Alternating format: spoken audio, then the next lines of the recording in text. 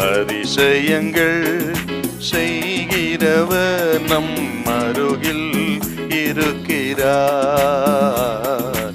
அற்புதங்கள் செய்கிறவர் என்றும் நமக்குள் வசிக்கிறார்.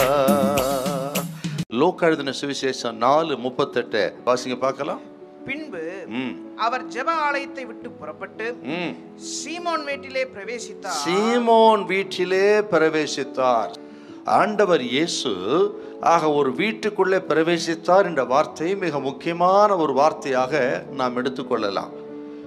இது எதை காண்பிக்க சொன்னால், ஆண்டவராகிய இயேசு கிறிஸ்து குடும்பங்களை நேசிக்கிறவர், குடும்பத்தை பாதுகாக்கிறவர், குடும்பத்தின் மீது அக்கறை செலுத்துகிற தெய்வம் என்று இதில் இருந்து நம்ம பார்க்கலாம். பிதாவாகி தேவனுடைய மனிதனை குறித்த திட்டங்களிலே பிரதான திட்டமே மனிதனுக்கு ஏற்படுத்தின குடும்பத்தை குறித்த திட்டம் பாருங்கள். ஆக ஆண்டவர் குடும்பத்தை நேசிக்கிறவர், குடும்பங்கள் இருக்கிற பிரச்சனைகளை அகற்றுகிறவர், குடும்பங்களை சகல தீமென்று பாதுகாக்கிறவர், வியாதியிலிருந்து சுகம் கொடுக்கிற தெய்வம் என்பதை இந்த இடத்துல நம்ம பார்க்கிறோம். இதில் குறிப்பாக பேதுருவின் வீட்டுக்கு வந்து அவன் மாமிக்கு சுகம் கொடுத்தார்.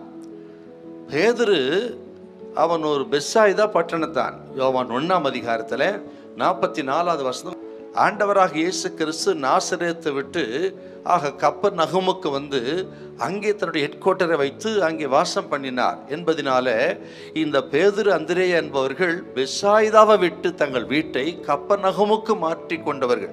அப்படி ஆண்டவரோடு இருந்தவர்கள், ஆண்டவரை நேசித்தவர்கள். அவர்கள் குடும்பத்திலே தான் பேதுருவின் மாமிக்கு ஜுரமாய் கடந்து வேதனைப்பட்டால் பாருங்கள்.